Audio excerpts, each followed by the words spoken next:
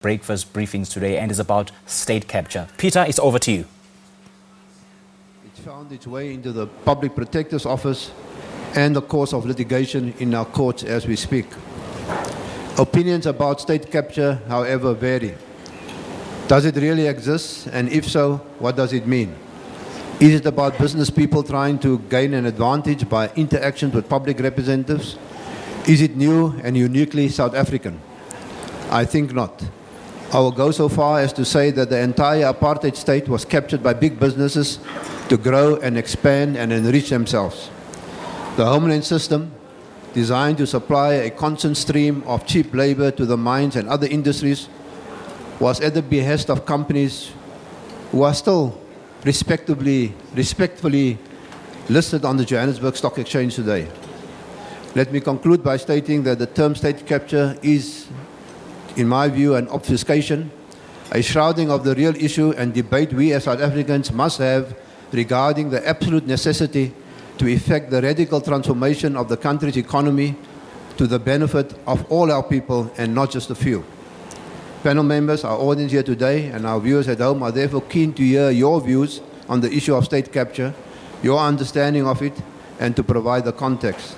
I thank you for this opportunity and for making yourselves available today. It is greatly appreciated. And to you in the audience, I hope you enjoyed today's business briefing, and once again, welcome. And for those of you watching at home who've just joined us, very warm welcome. This is the latest in the series of New Age business briefings brought to you by the SABC.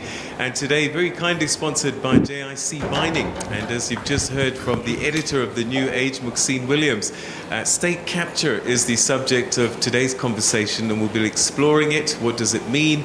How far is it? Where does lobbying start and end? A lot of questions that you may have at home, and we look forward to your engagement, and you can do that on our Twitter handle at Morning Live SABC or hashtag TNA BizBrief. That's hashtag TNA BIZ Brief, and you can be part of that conversation as well.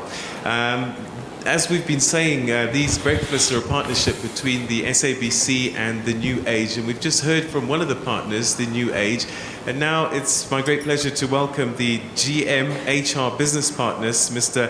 Kebukile Musweu, to join us on stage just to say a few words. Mr. Musweu. And as he's coming up, don't forget, at Morning Live SABC, hashtag TNA BizBrief. Those are our Twitter handles. We'd like to hear what you think about this particular subject, which has been in the news quite a bit, particularly in the last few days with the Public Protector.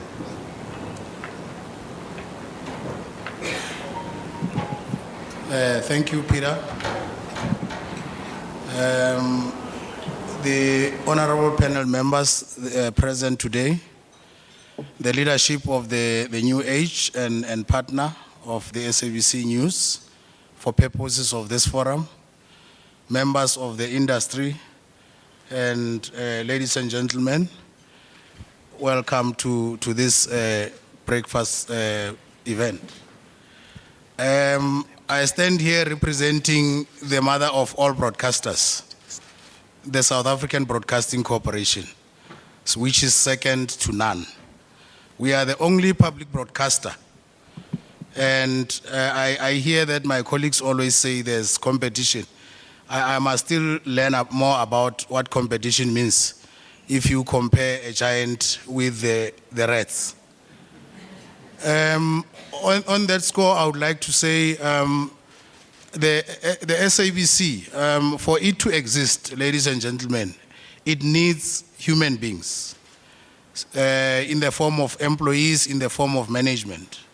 And we are here today, as you can see, these camera people, these ladies and gentlemen that are hard at work, that make sure that broadcasting happens on a daily basis, that the audiences are put on a front seat, both from radio and television perspective.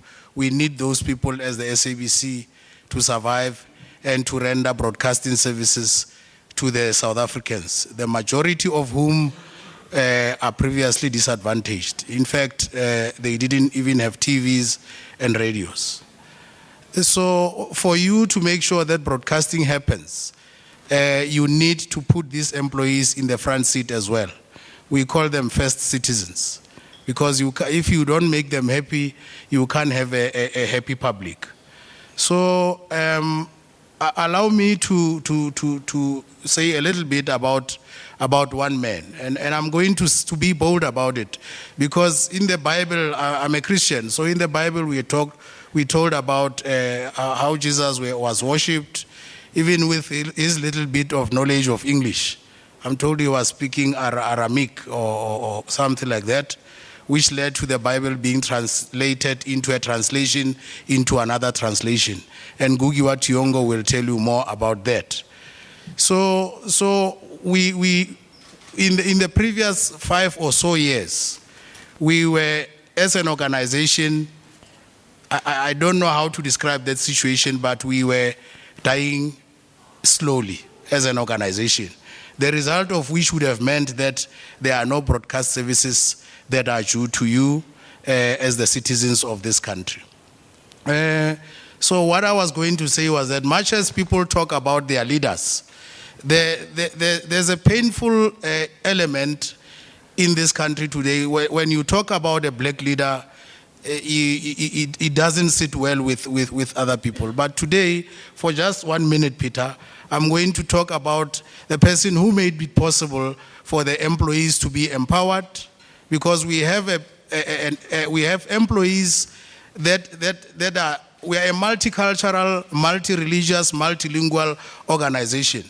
But you have situations where other employees, based on their race and culture, earn more than others based on their race and culture. So that man, Mr. Hlaudi Motsweni, and I'm saying it again,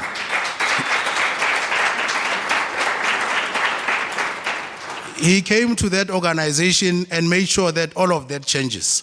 We are not there yet in terms of parity and equity, but the efforts are there, and he drove. Because I know that collectively we were working together and ensuring that things happen, but in any collective you have a leader, and that leader must be acknowledged for the effort that he has made. We had issues of non-coherence with the labor unions, and the labor unions are very important because they represent the interest of the employees or the workers. There were incoherences between the employees and management and the board. I don't know where he came from, but he came there and he made sure that there is a cohesive relationship which we are all enjoying today. Apart from that, and I will never shy away to speak about transformation, because transformation for me is not on the agenda. Transformation is the agenda. So this man comes and the organization is dying a natural death in terms of equity laws. This country has got very progressive laws and policies. The Employment Equity Act, the Skills Development Act, all of those previously discriminated and pro-poor legislations. But as you all know, we lack implementers in most instances. But he came there and made sure that all of us are awake to the call of executing these beautiful policies of our country. What does he do?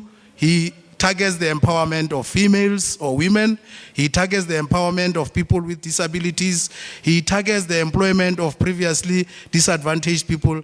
But he also targets the empowerment of previously, how do I say it, white females, because they are also previously disadvantaged. He doesn't use color, he doesn't use creed. He says all of us that are previously disadvantaged, let's go in there and join the swing towards a transformatory agenda. So he does all of that. And then in terms of skills, because the country is crying out loud for skills. We've got a national skills frameworks. We've got the national development plan that gives us a challenge in terms of making sure that our youngsters, women and people with disabilities are appropriately trained. He does that as a flagship program of his own to say, let us have skills programs across the country to make sure that we brew future leaders in the industry, even outside of the industry, our children. He saves the jobs of 800 people in 2011. 800 people amounts to 4,800, assuming that one family is about 6. You know, each household is about 6. If you multiply 800 by 6, it's about almost 5,000 people. And the generations and generations. Imagine if those people were to be retrenched. It would be a disaster. So I don't know, I was not there when people talked about Jesus, but I read about it in the Bible, and what I know is that kaswana ba re ne ba sa swele ntswe go ba ka ba gale ba bone. Ya no rona go reng re so mantswe go ba ka ba gale ba rona. Ke mogale monna o ke mafa ke bua yalo ibile ke sa ikobonye ibile ke sa itshwabele. Mme go bukhutlong ke batla gore as I conclude, thank you TNA for the 4-year-old partnership, which is the only platform in the country that creates this togetherness with the leadership of the country, with the leadership of the industry, with the leadership of all the entities and the citizens of the country, where they are able to consume directly the initiatives and programs of government as well. I thank you, Peter. Mr. Ndoro, thank you very much indeed.